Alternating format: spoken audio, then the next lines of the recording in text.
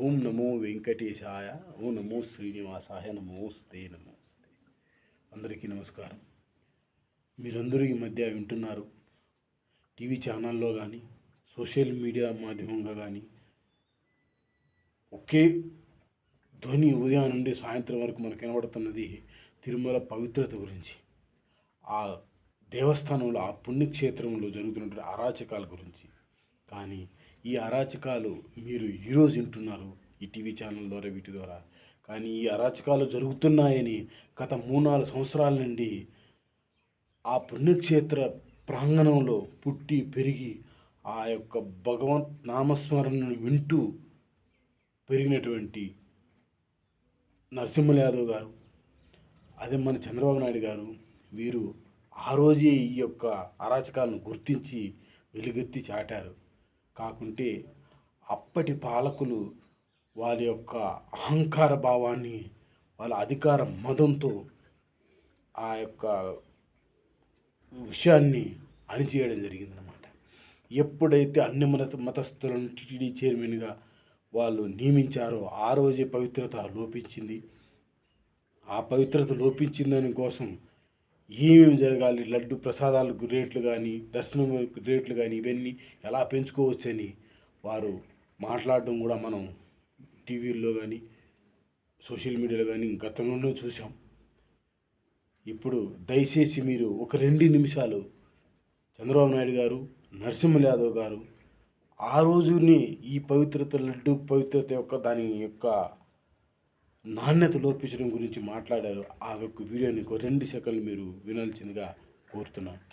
మీ అందరికీ తెలుసు, ఈ యొక్క తిరుపతి లడ్డు గతంలో 5 సంవత్సరాల క్రితం మనం ఎక్కడికి వెళ్ళినా, ఆ మాడ వీధిలో ఎక్కడ తిరిగినా కూడా ఆ యొక్క సువాసన గుబాలించేది. కానీ ఆ తిరుపతి లడ్డు దగ్గరగా తీసుకున్నా కూడా ఈరోజు సువాసనలు వెదజల్లలేదంటే దాని వెనుక ఉన్న అవినీతికి కారణం ఈ రాష్ట్ర ముఖ్యమంత్రి అనేది మీ అందరికీ తెలుసు. కొండ లడ్డులో కూడా ఈరోజు సువాసన వెదజల్లకుండా ఆ విధంగా ఉందంటే దాంట్లో ఏమి జరుగుతుందో వాస్తవాలు ప్రజలందరికీ కూడా తెలియాలని కూడా ఈ సందర్భంగా కూడా తెలియజేస్తూ, ఏదైతే అక్కడ ప్రసాదాలకు సంబంధించి శ్రీవారి ఇప్పుడే నరసింహ యాదవ్ చెప్పాడు, వెంకటేశ్వర స్వామి దేవాలయం ఎంత అపవిత్రమైపోతా ఉంది తమ్ముళ్ళు.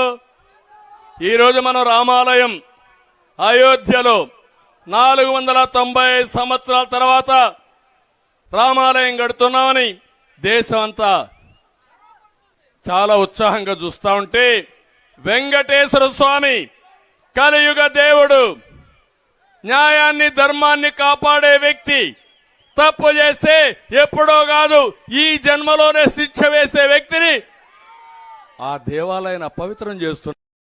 విన్నారు కదా భక్తులారా, ఆ రోజు నరసింహ యాదవ్ గారు, చంద్రబాబు నాయుడు గారు ఏం మాట్లాడారు ఈ తిరుపతిలో జరుగుతున్న అరాచకాల గురించి, ఆ లడ్డు నాణ్యత లోపించడం గురించి. ఈ నాణ్యత లోపించింది అంటే కారణం ఏంటంటే, ఈరోజు మొర్రోను మొత్తుకుంటున్నారు కదా, నెయ్యి ఎటువంటి నెయ్యి యూజ్ చేస్తున్నారనేసి. ఈ విషయం ఆ రోజే వాళ్ళు గుర్తించారు. కాబట్టి ఆ రోజు వారి మొర వెనక్కి ఆలపించేవారు ఎవరూ లేరు. కానీ భగవంతుడు ఆలపించాడు.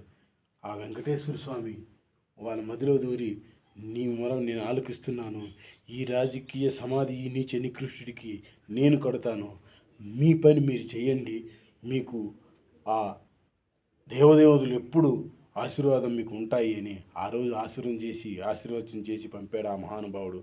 కాబట్టి 23 సీట్లు మీకు వచ్చాయని అవహేళన చేసినటువంటి ఆ రాజకీయ నాయకుడికి రాజకీయ సమాధి నేను కడతానని చెప్పి 11 సీట్లకి పరిమితం చేసి, రాబోయే కాలంలో రాజకీయం గురించి మాట్లాడే అర్హత లేకుండా రాజకీయ భూస్థాపితం చేసేటువంటి బాధ్యతను ఆ మహానుభావుడే తీసుకుంటాడు. ఆ వెంకటేశ్వర స్వామి, ఆ పుణ్యమూర్తి తీసుకోవాలని మరి ఆయనకు నేను ఆర్పిస్తున్నాను. అదేవిధంగా రాజకీయ నాయకులను, తిరుపతి దేవస్థాన అధికారులను కోరుకున్నది ఒకటి, అయ్యా భగవంతుని రాజకీయాలు చేయకండి. ఏ పార్టీ వచ్చినా, ఎవరు అధికారంలో ఉన్నా ఆ మహానుభావులను అందరికీ నమస్కారం. భగవంతుని భక్తితో కొలుద్దాం. ఏ ధర్మమైనా, ఏ మతమైనా వారి వారి మనోభావాలకు అనుగుణంగా నడుచుకుందాం. కాబట్టి అందరూ వారి వారి యొక్క మనోభావాలను గౌరవించాలని రాజకీయ నాయకుని విన్నపిస్తూ సెలవు తీసుకుంటున్నాను.